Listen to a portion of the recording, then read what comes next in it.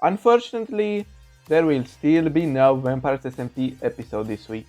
Yes, I know, everybody cried in their pillow when they found out that we will need to wait another week. I for sure did. But at least today is Halloween, so happy Halloween! Today we are going to talk about vampires, obviously, and what they actually represent and how Vampires SMP actually understands vampires as a symbol. And with nothing more to say, I think that we should just get into the video, and I'm going to tell you all how Vampires SMP actually understand vampires. Let's go. Vampires have always been outsiders, okay? Creatures of the night who don't fit the norm of society. They're like the ultimate other, okay? They're the people who your parents told you to not talk to them, to avoid them, lurking on the edges of civilization and threatening to blur the lines we draw between us and them, okay? In many stories, this otherness, these outsiders, it's not about just species, it's about the difference, okay? Culture, racial, moral, or anything that makes us different.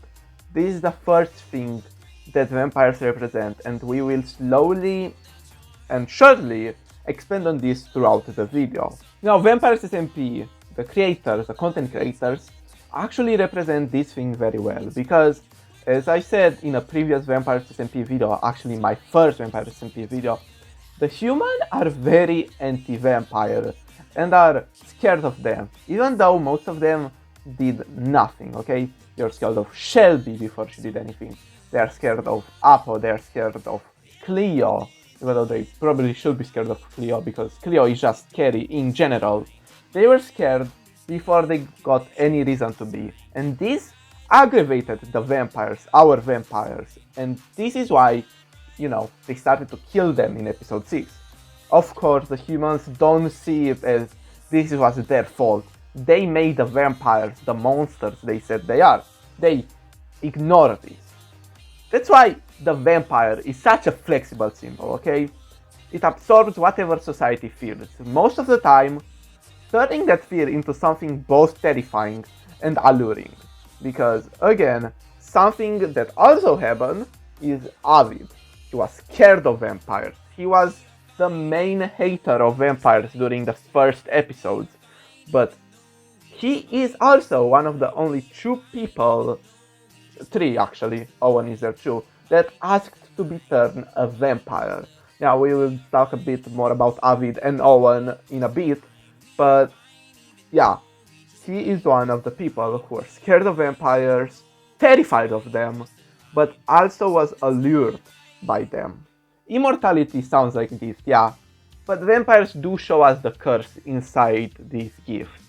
To live forever without changing means losing what makes our life meaningful. They're trapped in eternal repetition. It is beautiful, yes, it is powerful to live forever, but it's also empty, endlessly empty, a void. We saw that with Owen in episode 6. Remember at the start of the series when we found out that Scott was asleep for 600 years and Owen for 200 years? Well, in episode 6, this changed because, yes, Scott did sleep for that long. Scott is very old. But Owen didn't sleep for 200 years. He just sat there, thinking about Louis, thinking about his death. He was staying there, awake and starving. And this is kind of sad, okay?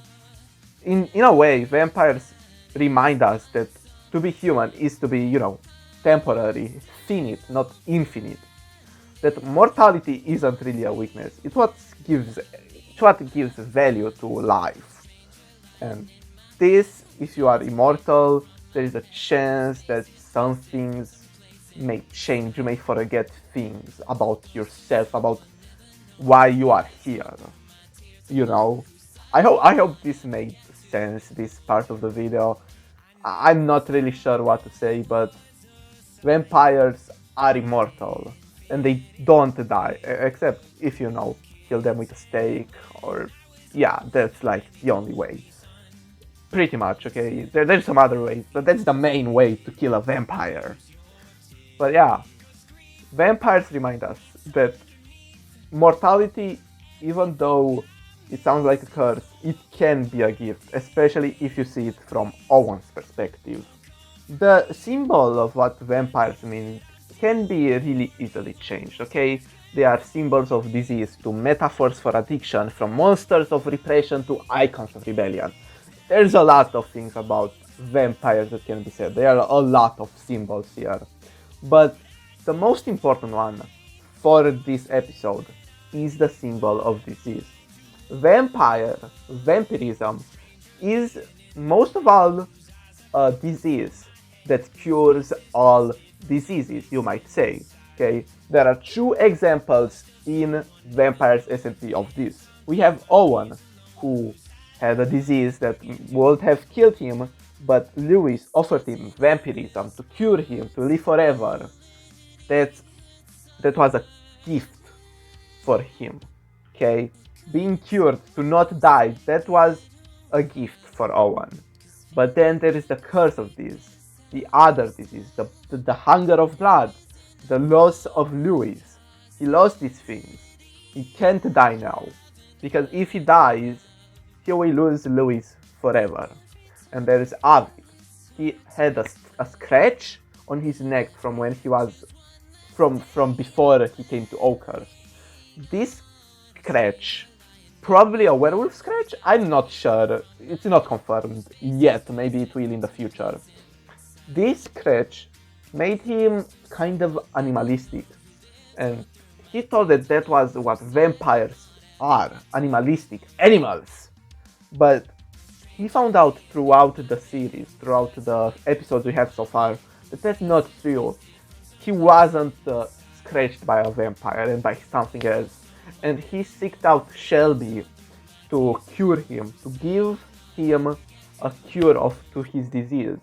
And she gave it to him, and now he is a vampire. I already made a video about Owen and Avid.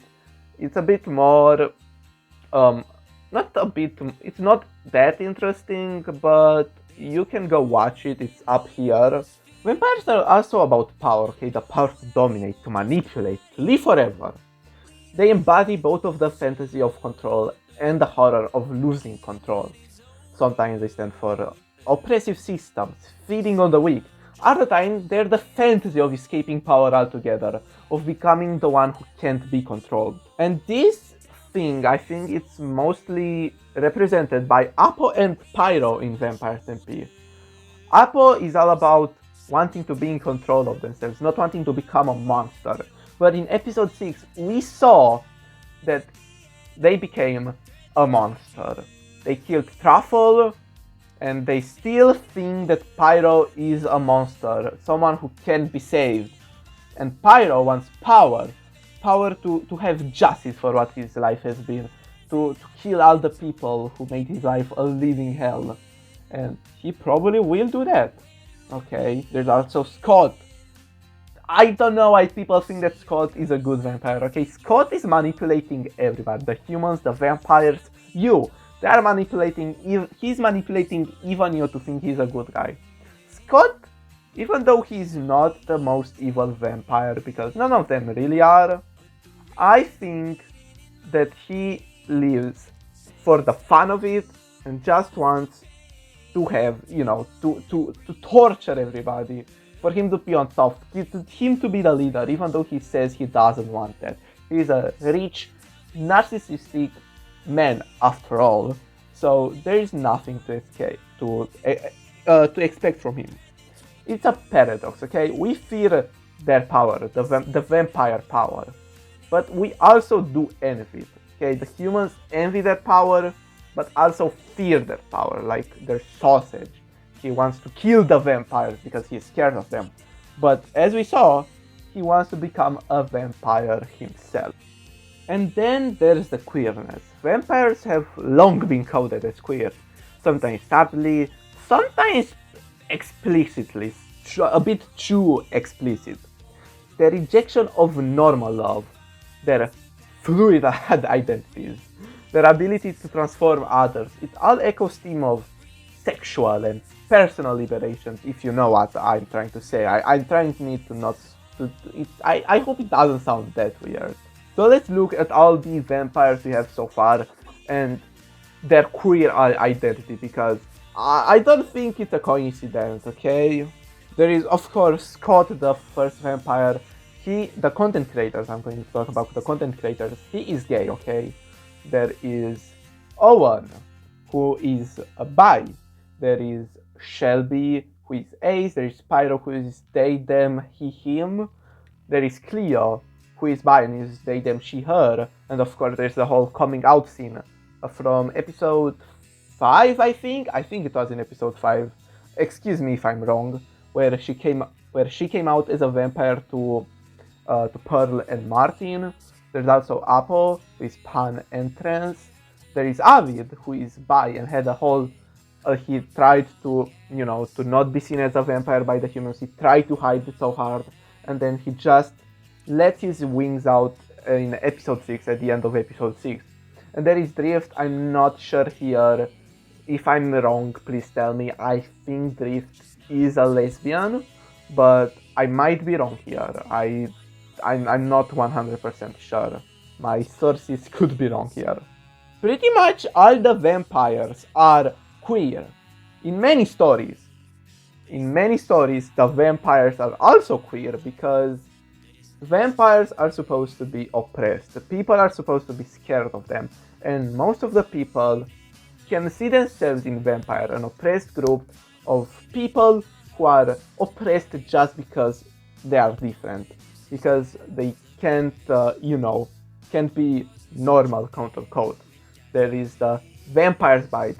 This isn't just an act of violence most of the time, as we've seen in Vampires SMP 2, if you know the Owen and Legundo scene from episode 5.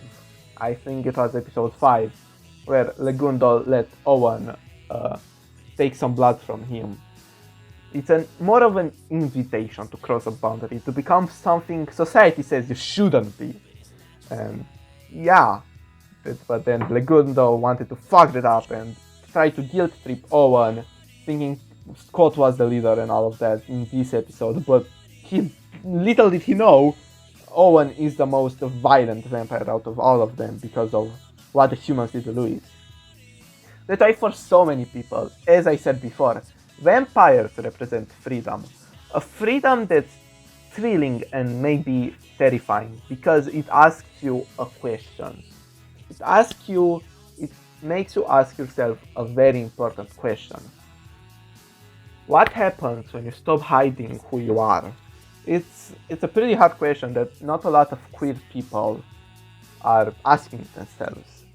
What will happen when you stop hiding who you are? Will people hate you because of what you are? Will they still love you even though you are different from them? Because you are a freak. Because you are not normal. And this is why I love vampires. Because first and foremost, I'm Romanian, and of course I love vampires. But second, I'm a queer person myself. And I'm not going to go too much into labels because I always hated labels. So I don't care if you label me as anything. I'm just going to be me, myself, and I foremost. But I recently came out to my mother, and I was sincerely surprised when she accepted me as I am. And even though I'm not going to say that you should come out to anyone if you are scared that something might happen to you. Keep it a secret if that's what you think will keep you safe. It's better to be safe than anything else, okay guys? So this is getting a bit too deep for me. I'm just going to talk more about vampires, okay? Let's go back to the video because I didn't plan for this was off the script, I'm sorry. So what do vampires represent, okay? They're not just creatures of the night. they're not monsters. They're the reflections of us, okay? Vampires are our fears, our cravings, our contradictions. Vampires are human. Even though they might be undead, as some might say, they are still human. They are more human than people sometimes. People can be more monsters. And yeah, that's why I freaking love Vampires and Vampires SMP, because one, vampires are something very close to home personally, as I said before, and two, Vampires SMP actually understands vampires, their struggles, their motivations, their identity, and yeah, some people might say that I'm overlooking some things, like I'm thinking too much about things. It's just a video game, they're just monsters. Vampires don't mean all this shit. When they were first created, they didn't supposed to represent all this and all that stuff, but they do now. And a lot of people, as myself, do see ourselves in vampires, and I think that's beautiful. To see yourself in a monster and make a monster be more human than the humans is something beautiful. So I think that I'm going to end this video now, and I hope that I will post this video on Halloween. If not, if I'm not posting it on Halloween, I'm sorry. It's a bit long.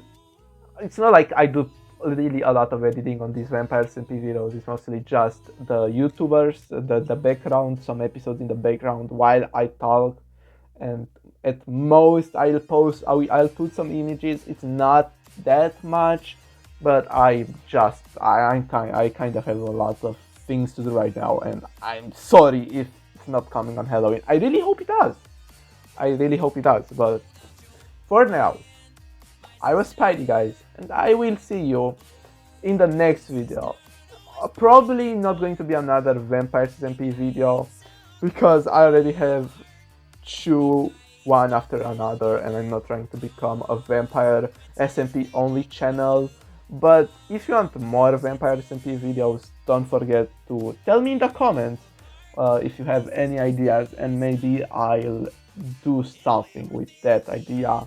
If not, go look at my post. Maybe there will be a poll so you can vote on what my next video will be. But anyways, I was Spidey, and I will see you in the next video. Bye bye.